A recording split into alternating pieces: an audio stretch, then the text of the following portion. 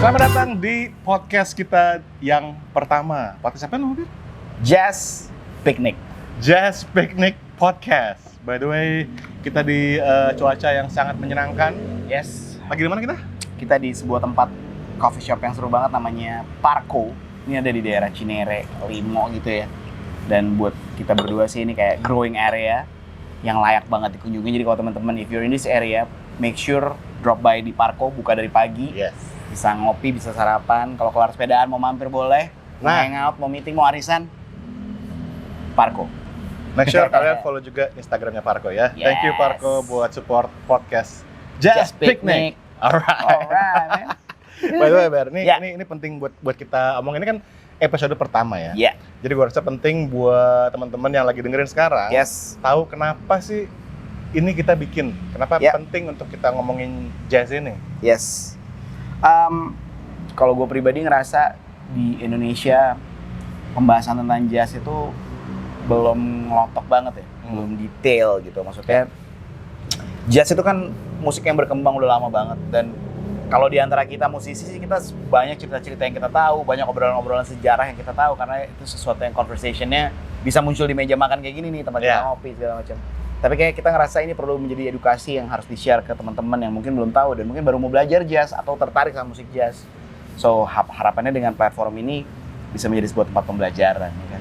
Exactly, lagian Right. gue juga ngerasa jazz itu sama Indonesia itu relevan banget untuk kita bahas. Banget. Penggubah lagu kebangsaan kita, Yes. Musik jazz. musisi jazz. Bahkan presiden pertama kita konon katanya, Ber. Ya, anak jazz. Anak jazz. Anak jazz. Ya benar, dan fun fact, Bung Karno atau Presiden Soekarno pada tahun di mana era-era dia lagi memimpin bangsa ini, dia adalah salah satu orang yang paling konstan ngajakin musisi jazz untuk breakfast bareng every Sunday morning. Breakfast di Istana. Di istana. Setiap minggu pagi. Orang-orang kayak Jack Lammers, orang-orang kayak Bubi Chan, Din Lesmana, mereka datang. Jack Lammers by the way adalah Jack Lesmana, ayah dari Din Lesmana. Mereka breakfast bareng. Ini dari first hand source ya, dari Mas Indra yang cerita bahwa mereka tiap minggu pagi breakfast bareng di istana, sedekat itu, dan mereka bahas tentang hal budaya, mereka bahas tentang gimana mereka bisa mempersatukan Indonesia melalui musik. Itu hal yang menurut gue sih dahsyat banget sih. Berarti kedudukan musisi, khususnya musisi jazz ya, pada waktu itu ya, itu penting banget ya? Penting banget. Bahkan mereka kan produce all these albums. Gua karena gue kolektor vinyl juga gitu. Mereka produce albumnya Sam Simon, albumnya Teresa Zen, albumnya Oslan Hussein, Bing Slamet. Dan musiknya nggak harus jazz, kayak kita tahu Nurlela gitu, nggak jazz banget, tapi unsurnya ada di situ gitu. Ada penggabungan dengan musik Indonesia juga. So buat gue sih dahsyat banget jazz di Indonesia. Dahsyat banget, dan itulah kenapa menurut gue budaya, jazz itu bagian dari budaya Indonesia. Dan budaya itu membuat satu bangsa itu menjadi kuat, ya nggak sih? Yes. Budaya dan history. Exactly. Banget. Dan kita mesti ngomongin ini biar generasi sekarang tahu. Iya. Dan walaupun yang tadi itu terjadi di masa lalu, even di masa sekarang ini, jazz itu menurut gue tetap sangat relevan karena salah satu musisi jazz yang asal dari Indonesia, Ben. Itu juga nominator Grammy di tempat asalnya di Amerika. Yes. 2 kali lagi. Kita punya Joy Alexander. Exactly, man. Iya. Jadi itu sebuah kebanggaan sih. Ketika musisi Indonesia bisa tembus as a nominator buat Grammy, genre-nya di jazz. Betul banget. Dan artinya apa, Ber? Kan artinya kan orang ngelihat, wah gila nih ya, ini seorang musisi muda dari Indonesia. Orang tuh pengen lihat dong, gue lihat Indonesia yang lain seperti apa sih? Gitu kan? Bener kan? Makanya menurut gua ini bisa jadi apa ya? Jangan sampai akhirnya nanti jazz itu abandon. Benar. Sama musisi sekarang atau sama media sekarang atau sama market sekarang. Yes. Hanya karena kurang mendapatkan kurang diomongin lah. Kurang diomongin. Makanya kita bikin Jazz Picnic Podcast. Yes. By the way, ini adalah segmen pertama ya, Ber. Dan di segmen pertama ini kita akan ngomongin tentang gimana jazz itu sebetulnya tahun berapa tuh yang lo bilang di tim itu? 70-an? Iya, bahkan dari sebelum itu ya. Dari sebelum itu? 60-an, akhir 60-an kalau nggak salah. Nah, udah mulai ya. Udah mulai ya. Itu bisa dibilang era is that the golden jazz? Boleh dibilang ya. Kayaknya pada tahun itu jazz itu berkembang banyak ya, tentunya penggawa-penggawanya tadi nama-nama kita udah sebutin, almarhum Jack Lesmana, Bubi Chan. Bahkan bokap gua pun almarhum Benny Likumahua juga join di situ, Mas Indra ada di situ. Mereka bahkan bikin pagelaran tuh sering banget dulu. Pagelaran. Jadi mereka bikinnya di tim kerjasama. Kalau ini fun fact cerita dari almarhum bokap ya. Katanya waktu pada masa itu mereka jual tiket dan dibagi dua biasanya. Jadi mereka jual tiket harganya kalau nggak salah, if I'm not mistaken, kalau nggak salah harganya 2.000 perak. 2.000 perak tiketnya? Satu tiket, nah. Oke. Bandnya waktu itu big band. Bokap main di situ band? juga, iya. Oke. 30 orang, performer. Terus yang nonton 3 orang.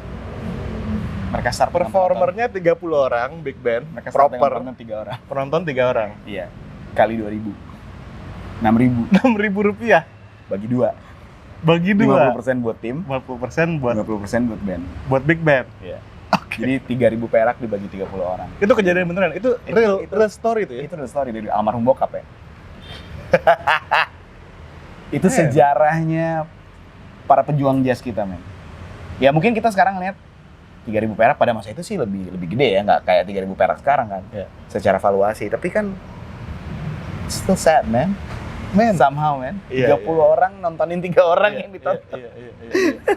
Tapi ya itu perjuangannya mereka dan gue dengan bangga cerita itu karena menurut gue nggak ada yang start langsung big, pasti start small ya kan. Tapi mereka constant, mereka tetap lakuin itu dan makanya salah satu momentum yang buat gue perlu kita kenang banget. If you remember waktu kita foto bareng sama Mas Indra, sama Mbah Hon with all these jazz legends, man. Masih ada semua. Akan ditaruh di parking Yes, ya. nanti kita izin Mbah Hon boleh tampilinnya set gitu ya. Itu all the jazz legends, man. Ya kan masih ada semua tuh almarhum dan para pelaku. Benar. Gila, kita bisa hangout bareng sama mereka. Sekarang hampir semuanya udah pass away. Hanya beberapa yang masih tersisa gitu. Nah tapi Ber, untuk konteks nih Ber ya. Yes. Kan tadi kan lo bilang waktu itu penggawa-penggawa kita membuat pagelaran jazz dan gimana caranya jazz itu bisa didengar oleh masyarakat. Benar. Tapi untuk konteks aja, musik yang populer di masa itu tuh apa sih? Pastinya kan pada era itu udah muncul Beatles kan. Iya. Apa yang orang bilang UK Invasion atau British Invasion pada tahun itu udah ada kan. Dan akhirnya musik-musik jazz mulai bergeser. Makanya sebenarnya itu semua berkaitan kan kalau kita ingat sejarah kayak bahkan grup legend kayak Kus Plus pada era itu sempat dipenjara segala macam. Itu kan sebenarnya berhubungan semua kan. Karena pada masa itu Bung Karno belum bisa menerima musik yang baru yang sifatnya mereka bilang ngek-ngok gitu kan. Ini musik ngek-ngok. Karena dia bilangnya gitu karena dia suka jazz kan. Musik yang mereka pakai sebagai alat budaya, kendaraan budaya kan pada musik jazz, keroncong, musik lenso. Jadi populernya era itu udah masuk era pop, British Invasion. Tapi beberapa penggawa jazz ini masih berusaha mempertahankan gitu. Karena sebenarnya kalau kita lihat sejarah, Ismail Marzuki for example, mereka bikinnya di Taman Ismail Marzuki. Ismail Marzuki yang salah satu pencipta yang hampir semua karyanya nuansanya bau-bau jazznya kuat banget. Makanya paling gampang kan diaransemen jadi jazz. Nadanya, notasinya, harmoninya. Juwita malam, itu kan jazz banget. Yes. Nggak perlu lo apa-apain, istilahnya bunyinya udah bunyinya udah jazz. Karena memang si pencipta ini lahir di era itu, eranya Cole Porter, eranya all these great jazz composers gitu. Nah pada masa itu muncul invasi tadi dari British Invasion dengan Rolling Stones, The Beatles, tentunya mengkoyakkan skena nih pada masa itu. Skenanya berubah nih, tapi all these punggawa nih mereka berusaha mempertahankan. Makanya mereka bikin pagelaran jazz yang tadi. Yang gue juga gokilnya ya, melihat para senior kita yang udah gokil banget perjuangannya itu. Kalau kita ngomong sekarang kayaknya gampang, kenapa kita mau ngapa-ngapain tinggal buka YouTube. Benar. Mau ngapa-ngapain tinggal buka Spotify. Aduh, gue lagi bosan denger apa, gue tinggal buka aja siapa. Langsung detik itu juga lo bisa denger. Yes. Nah mereka tuh gimana tuh waktu itu, Ber? Gokil. Ini yang gue denger sejarah dari almarhum bokap lagi. Dia kalau mau ngulik satu lagu, kalau kita sekarang bisa buka, tadi kan YouTube, bisa digital platform. Bokap dulu harus denger dari radio. Radionya pun radio yang sebenarnya itu siarannya bukan siaran di Indonesia, BBC gitu ya, tapi somehow bisa ketangkep. Misalnya dia denger satu lagu, ini lagu keren banget, dia rekam. Tapi baru kebagian karena udah telat kan, jadi kebagian cuma sisa setengah ke belakang gitu. Jadi dia mesti nunggu kayak sebulan gitu buat lagu itu di play lagi supaya dia bisa dapat bagian depannya. Serius? Kayak gitu, men. Itu cerita dari almarhum bokap dan mereka nguliknya ya itu seperti itu, cara mereka ngulik, mereka denger dari radio. Makanya bokap tuh almarhum sering banget mainin lagu yang sampai sekarang sampai terakhir dia udah nggak ada, tuh dia nggak tahu judulnya. Nggak tahu judulnya. Apa nggak tahu judulnya? Papa tahu dari mana lagu? Denger di radio dulu, enak. Kita bawain aja gitu. Jadi dulu sering banget. Pasti lu inget lah zaman kita yang bokap almarhum kan. Sering banget tuh dibawain satu lagu yang dia suka banget, tapi dia nggak tahu judulnya. Gokil ya, berarti ya memang di setiap negara itu radio adalah bagian yang sangat penting dalam terbentuknya sejarah musik Indonesia. Di Indonesia, di semua seluruh dunia gitu. Fun fact juga, waktu Indonesia merdeka, selama 1 tahun, Bung Karno siaran dari radio ke radio untuk info bahwa kita udah merdeka. 1 tahun. RRI seluruh Indonesia dia siaran cuma buat info, kita udah merdeka loh. 1 tahun Gila, dia tour radio, men. Tour radio. Orang pertama di Indonesia yang tour radio Bung Karno. Itu gue baru tahu tuh. Iya, gue tahu dari Panji. Panji yang gitu. share. Yes. Keren banget ya. Keren banget ya. Nice kan. Tapi maksud gue itu juga memberikan sedikit perspektif juga betapa waktu itu tuh susah banget untuk menyebarkan sebuah informasi. Iya, akses informasi nggak semudah sekarang. Iya kan. Iya. Selain event di tim itu Dar, apalagi sih yang dilakukan oleh mereka itu yang Ya kalau kita tahu sejarahnya tentunya semua penggawa-penggawa ini kan mereka start dari Indonesian All Stars ya. Oh iya, Iya kan? benar. Jack Lammers atau Jack Lesmana, Bubi Chen, Mariono, Yopi Chen, Benny Mustafa. Ah gila, itu Mereka nama-nama yang mereka berlima Indonesian All Stars di under mentorship-nya Tony Scott. Mereka bisa main tour di berbagai kota di dunia, Eropa. Tony Scott siapa? Tony Scott itu pemain klarinet dari US tentunya gitu, dan dia memang salah satu pembuat sejarah juga lah kayak gitu. Akhirnya mereka bikin album Janger, kalau teman-teman mungkin notice. Gila tuh album. Gue dengar lihat bentuknya gitu, dengar namanya merinding. Gila, covernya kayak gitu, kepikiran ya kan. Ngambil rilisnya dari Borobudur gitu, dan mereka benar-benar mewakili Indonesia pada saat itu, dan bahkan masuk di buku sejarah jazz internasional. Itu kebanggaannya bokap almarhum sampai detik ini, sampai terakhir dia nggak ada tuh, dia selalu bilang paling membanggakan tuh Indonesian All Stars bisa masuk di history of jazz dunia. Gila. Gitu. Indonesian All Stars. Indonesian All Stars, truly Indonesian All Stars. Dan gue cukup beruntung bertemu dengan 4 orang yang ada di dalam situ. Kecuali Yopi Chen almarhum gue belum sempat ketemu. Tapi kalau Om Mariono sempat shake hand, Om Benny Mustafa bahkan sempat main bareng, Om Jack Lesmana dulu main bareng zaman di rumahnya Mas Indra, Bubi Chen masih main bareng gitu. Jadi nah ini kalau anak-anak sekarang mereka gue pengen tahu dong lebih jauh tentang Indonesian All Star. Gue pengen tahu dong about my pendahulu lah gitu. Mereka musik mana sekarang? Tapi kayaknya sekarang informasi udah lebih mudah. Udah banyak yang lucunya banyak kan justru kalau if you Google that name gitu, bakal lebih banyak munculnya justru media luar yang bahas tentang Indonesian All Stars. Iya? Coba Google. Ada beberapa sih local media juga ada, tapi kebanyakan saduran gitu. Benar. Tapi if you Google it Indonesian All Stars, kebanyakan malah media Belanda, media Amerika. Indonesian All Stars tuh formatnya selalu sama nggak sih? Pada akhirnya berganti kan? Pada akhirnya berganti. Sebenarnya kalau kita pelajari namanya yang stay the same. Tapi pada akhirnya personelnya berganti-ganti tuh. Cuman kebanyakan masih ada mereka tuh. Almarhum masih ada di situ. Seingat gue tahun berapa ya? Indonesian All Stars sempat main di mana-mana juga. Waktu itu personelnya almarhum bokap juga akhirnya udah join gitu. Tapi Benny Mustafa juga tetap ada di situ gitu. Event terakhir tuh mereka sempat bikin kayak kayak reunion lah in a sense, tapi udah personelnya udah beda. Yang originalnya cuma tinggal Om Bubi Chen pada waktu itu. Om Jeffrey Tahalele ada join di situ, bokap almarhum ada di situ, Tante Marji juga join di situ, Mule Patislano join. Jadi sebenarnya itu jadi satu brand yang pada akhirnya banyak orang bergantian gitu ya. Tapi tetap startnya dari album Janger tadi. Gue wondering ya, kalau kita ngomongin Indonesian All Star, tapi di masa itu, di bagian lain di Indonesia, apa yang terjadi? Apakah jazz juga bergaung? Apakah seperti apa gitu? Musisi-musisi, apakah lewat radio-radio? Apakah musisi-musisinya juga di daerah lain Indonesia juga ikut ada? Ya, sebenarnya kan kalau kita lihat sejarahnya salah satu yang tentunya terbesar memberikan sumbangsi kan Jakarta dan Bandung. Tapi salah satu yang menurut gue juga perlu di-highlight sih, kebetulan kota sendiri, Ambon, itu menyumbangkan juga musisi-musisi gitu. Kayak John Patirane, Didi Patirane, yang pada akhirnya berkarir di Amerika, man. Fun fact lagi, tahun 2008 ke Taichung Jazz Festival. Lu kan 2009 ya kan? Gue 2008 ke Taichung Jazz Festival. Ketemu sama Reggie Workman, pemain bassnya John Coltrane. Begitu tahu dari Indonesia, dan langsung bilang, Didi Patirane. Damn, langsung kayak, what? Gue bilang, you know that guy? Man, he's a beautiful guitar player.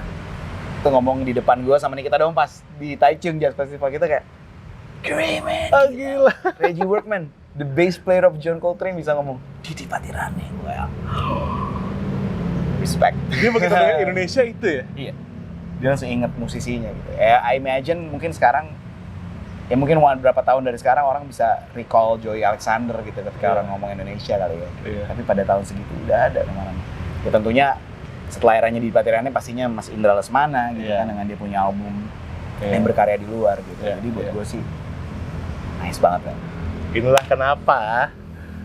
kenapa ya kita penting ya ngomongin masalah ini. Penting banget. Jangan sampai ini tuh tergerus oleh ramainya. Ya kan kita kalau lihat media sosial, sekarang apa-apa semua media sosial. Ya. Makanya perlu ada perwakilan yang ngomongin ini di media sosial biar jazz di Indonesia ini tetap ada yang ngomongin. Benar. Itulah alasannya kita bikin ini semua.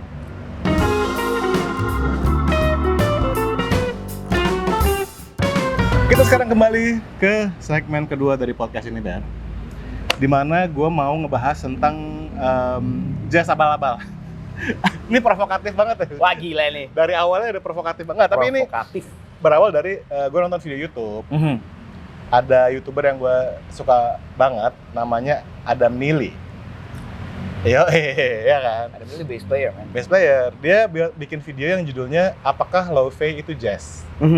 Nah karena kan memang dia tuh sering diangkat-angkat oleh media sebagai penyelamat jazz. Gitu ya? Iya. Kalau nggak ada lo-fi, orang nggak dengerin jazz sekarang. Orang nggak tahu jazz lu. Oke. Dibilang gitu oleh banyak media, even di Amerika loh. Iya. Sehingga Adam Neely menjabarkan, hingga dia berkesimpulan akhirnya lo-fi lebih cocok disebut sebagai mid-century pop. True. Karena memang waktu mid-century, musik pop ya begitu bunyinya. Tapi dia ngerasa lo-fi kurang cocok sih dibilang jazz, karena soalnya lo-fi itu nggak ada di skena jazz. Sementara orang-orang yang ada di Emmett's Place contohnya ya, yang kan ada Samara Joy. Samara Joy. Iya kan, yang mana nggak kebagian spotlight. Nah itu menurut gue di sini tuh poin penting, spotlightnya di mana? Because disitulah marketnya mungkin atau sponsornya mungkin yang akhirnya membuat jazz itu tuh terus berkembang. Tapi kalau spotlightnya tuh ke arah yang mungkin nggak tepat, ya akhirnya yang beneran di sini kehilangan spotnya gitu, kehilangan platformnya kan. Nah itu menurut gua yang juga banyak terjadi di kita. Sangat banyak terjadi di kita. Dan itu menjadi problem yang gue selalu berusaha untuk suarakan di berbagai media yang gue bisa gitu. Dan menurut gue ini bukan gatekeeping. Bukan masalah gatekeeping sih. It's not about that. Kita juga, kalau kalian ngerti dan bergaul sama banyak musisi jazz, we are the most open-minded creatures on the face of the earth. Banget. Kita sangat bisa menerima perubahan, kita sangat bisa adapt. Musik apapun bisa kita masukin, dan kita jarang banget sebenarnya kontak-kontakin musik. But when it comes to education gitu kan, dalam hal ini kan ketika kita menyampaikan sebuah informasi, dia berhubungan sama edukasi. Penting buat kita mempertahankan koridor-koridor jazz supaya orang nggak salah kaprah. Karena dulu kan kalau kita tahu beberapa karya di Indonesia, maksudnya beberapa festival misalnya di Indonesia. Maksudnya gini, jazz festival di luar negeri pun, even North Sea Jazz, mereka nampilin musisi yang nggak jazz. Mereka nampilin di Purple waktu gue terakhir kesana tahun 97. Mereka ada di Purple as headliners. Tapi bukan dia yang dijadiin dijadiin promotional powernya, itu bukan dia sebetulnya. Dia tetap dimention as a pop group, as a rock group yang ada di jazz festival gitu. Tapi orang nggak pernah sampai mengasosiasikan musisi jazz gitu. Iya. Waktu Lo-Fi kemarin, gue melihat bahwa banyak anak-anak tadi Gen Z yang datang yang memang gue udah tahu banget pas lihat muka mereka, ini bukan penggemar jazz. Mereka ya kan? Iya. Tapi mereka militan banget loh. Dan seinget gue Lo-Fi-nya pun sampai terharu banget. Karena dia bilang jumlah penonton yang nonton gue di Indonesia lebih banyak dari jumlah orang di negara gue. Gila. Terucap kata-kata itu. Iya. Dan edannya mereka bisa sing along scat singingnya. Iya. Tapi kan ya gitu maksud gue. Scat singingnya kan ya sama terus setiap kali di. Betul. Ngerti kan maksud gue? Betul. Bener banget, it's a pop music. It's a mid-century pop. It's a mid-century pop. Exactly. Gitu. Kalau kita dengar ya bossa nova, Benar. Kita dengar swing ballad. Yep. Iya memang musik pop di mid century semacam itu. Makanya even kayak Rod Stewart pun bikin album American Songbook yang membawa lagu-lagu dari era itu, yang memang banyak dimainin sama musisi jazz. Tapi bukan jazz juga sih sebenarnya, in a sense gitu, karena dia yang bawain juga gitu. Tapi dia bawainnya di kacamatanya konteksnya as a songbook gitu. As a songbook, mereka jazz song gitu. Betul. Nah di videonya ada Nili juga, dia ngebahas gimana si Wynton Marsalis bilang gini, kalau jazz itu mesti ada 3 elemen yang mesti ada. Ya. Swing, blues, dan improvisation. Yes. Ya kan? Maksud gua ya kalau lo main rhythm doang, ya kan? Itu nge-swing doang, but there's no improv, there's no blues. Yep. Ya menurut Wynton Marsalis, bukan kata gue ya. Ini kata iya. Wynton Marsalis. Tapi itu udah sesuatu yang udah diterima di dunia jazz. Bahkan sebenarnya kalau di dunia jazz yang lebih luas mungkin orang bilangnya 4 kan. Almarhum bawa gue selalu bilang tadi benar blue tonality atau blue scale, swing feel, and then improvisation, sama satu lagi biasanya syncopation gitu ya. Exactly. Karena jazz is all about not hitting the one gitu. Betul. Kita feel-nya selalu up feel syncope. Jadi gue setuju banget, memang itu unsur-unsur yang kita nggak bisa pungkirin harus ada gitu. Nah, contohnya kalau kita bawa ke konteks Indonesia gitu. Di Indonesia begitu major 7, jazz. Masalahnya juga banyak banget anak, ya maksudnya musisi-musisi pop atau ya orang sebut musisi indie gitu ya. Itu senang banget sama chord extension kayak chord 7 gitu kan. Banget. Tapi apakah itu bisa kita masukin kategori jazz? Menurut gue jangan. Jangan. Karena itu bisa membahayakan perkembangan jazz kita yang benar. Maksud gue yang benar dalam artian yang memang sesuai ada di skenanya budaya. Karena kan tadi yang kita bahas di awal dengan adanya Joey Alexander di luar sana sedang nama Indonesia disebut-sebut loh di Grammy Jazz, bayangin. Orang kan jadinya menyorot kita. Coba gue lihat Indonesia mana yang lain gitu. Nah kalau kita hidangkan yang salah, mereka bisa get the wrong idea. Itu maksud gue. Skena musik itu. Bukan masalah yang nggak jelek, bukan itu. Poinnya bukan di situ. Jadi harapan gue tuh kita bisa lebih. Ini gue ngomong. Tapi gimana Ber? Ini kan sebuah siklus ya. Gue barusan pengen ngomong ke organizer, tapi kemudian kan ada media juga, ada mereka juga ngikutin marketnya juga. They just follow the money gitu kan. So mulai dari mana gitu ya, mungkin ya ini salah satu usaha kita ya nggak sih? Iya. Tapi ya gue harap teman-teman yang nonton juga bisa ikut menyebarluaskan gitu. Kalau ada acara-acara jazz benar-benar disebarin, datengin, kita tunjukin ke media, ke organizer bahwa jazz tuh gokil men. Jazz tuh ternyata crowd gatherer juga ya. Crowd gatherer dan memang istilahnya jangan sampai deh jazz Indonesia tuh jadi nggak berkembang gara-gara salah spotlight, salah naruh lampu gitu. Setuju. Jazznya di sini, enggak di sini gitu. Benar. Tapi gue setuju tadi bicara soal siklus, itu sesuatu yang memang harus kita benahin dan harus bareng-bareng. Tapi kekuatan terbesarnya menurut gue juga ada di suara musisi sebetulnya. Sebagai orang yang bergerak di skena jazz, lu juga harus punya cukup keberanian untuk menyuarakan. Tapi bahkan musisi-musisi yang mungkin di luar skena jazz, tapi cukup sering ada di jazz festival misalnya, mereka juga harus berani menyuarakan juga bahwa gue sebenarnya bukan musisi jazz loh. But I'm happy to be a part of this fest. Karena itu gue bawain satu karya yang misalnya gitu kan, benar. Walaupun ini memang bergeraknya di bidang pop misalnya, tapi karena dia sering ada di jazz festival, ada 1 atau 2 lagu yang dilakukan as a tribute, as a bentuk penghargaan for the music itself. Aduh, menurut gue itu penting banget. Kan? For the scene, for all the punggawas tadi gitu. Itu dia. Di segmen pertama kita udah ngomongin orang-orang yang istilahnya membentuk atau pave the way ya. Ngebuka jalan. Ngebuka jalan buat jazz Indonesia bisa berkembang. Jangan sampai ketika kita makin berkembang, kita kalah spotlightnya. Bahkan gue maksudnya ini mencontoh dari musisi luar ya. Gue salah satu basis favorit gue Thundercat kan. Dia pernah datang ke Indonesia. Dia main di festival yang bukan jazz festival. nontonnya juga bukan menonton jazz festival, karena itu festivalnya bukan festival jazz. Ya. Ya mereka menikmati Thundercat karena dia punya keunikan musik gitu. Ya. Tapi di satu momen tiba-tiba dia bisa bawain tribute buat Korea. Nggak nyanyi, tiba-tiba dia bawain Got the Match aja. I wanna pay tribute to Korea. Dan orang bisa menikmati, yang bukan penonton jazz. Mereka bisa tetap menikmati gitu. Jadi menurut gue, musisi punya power yang sebenarnya bisa mengedukasi penonton gitu. Karena sadly to say, but it's the fact, banyak juga kok penonton yang nggak tahu yang dia mau tonton sebenarnya kan. Benar. Mereka nggak tahu apa yang mereka suka gitu. Kadang-kadang lu mesti, you just need to prepare the dish aja gitu, kasih yang exactly. Ya kan. Benar, itu juga di tangan kita tuh ya. Di tangan kita musisi.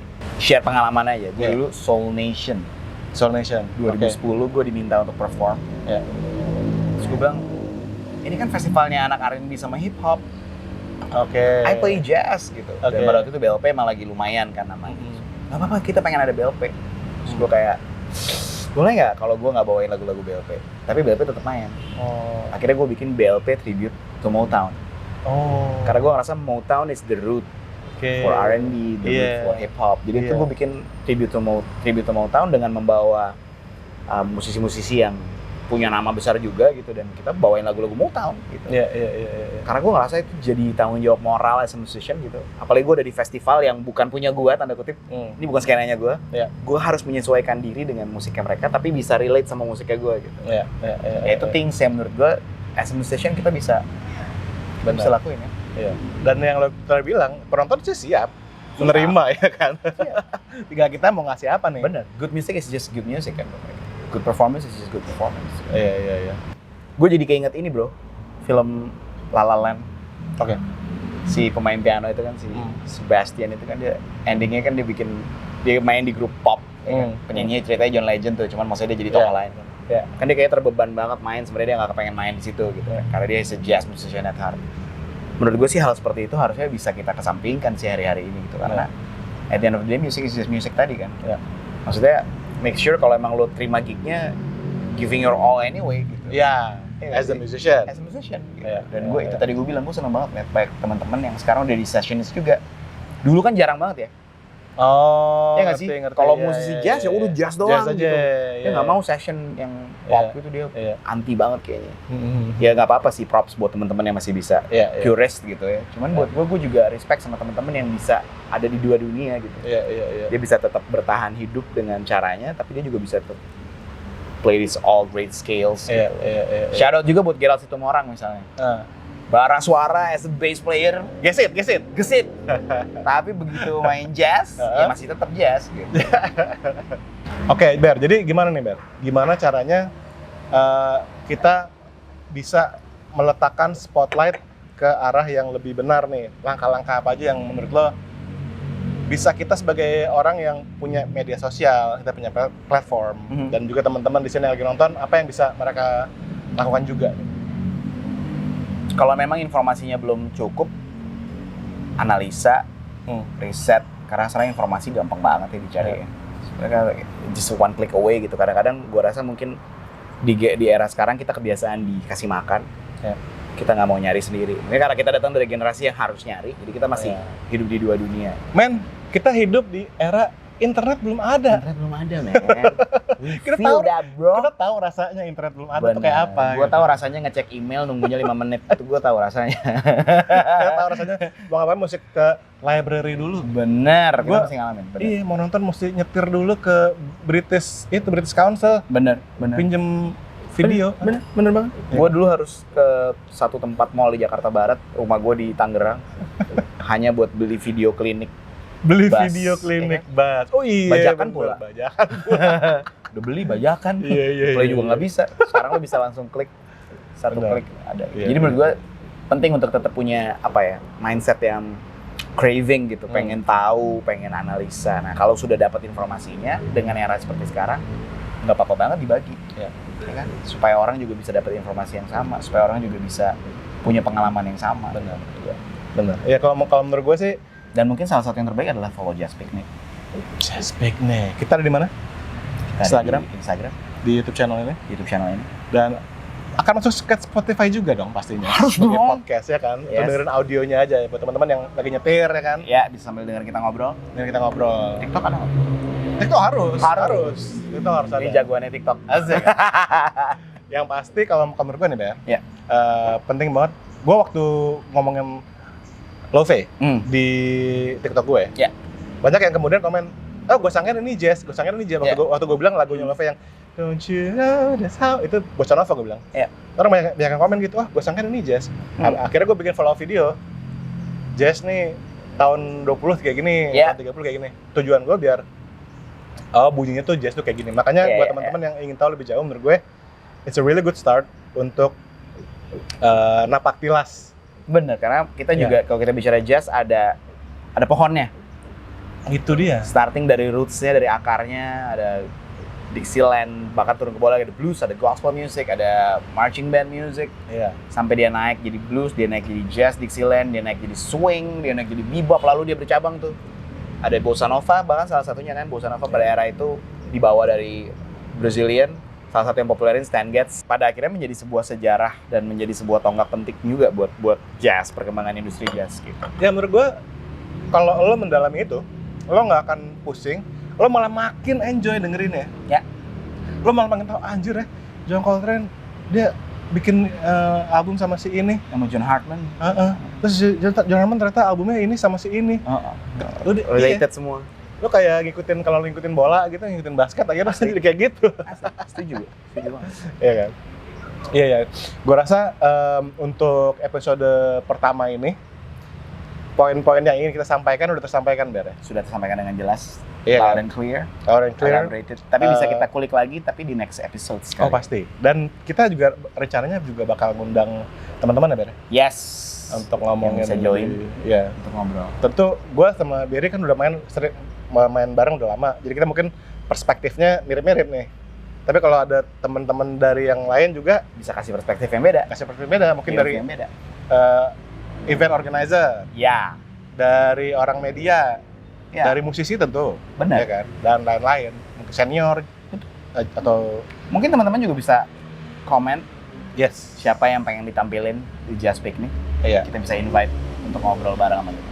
yes. Tapi yang pasti tujuannya untuk menyebarluaskan dan mempreserve jazz Indonesia dan gimana caranya biar kita berkembang sama-sama dan maju sama-sama. Yes. Oke, Ber? Mantap. Mantap. Kalau gitu, thank you so much for watching or for listening Yes. to our first episode of Jazz Picnic. of Jazz Picnic with me, Indra Aziz, and Berry Lukmahua signing out. yeah. See you. Bye.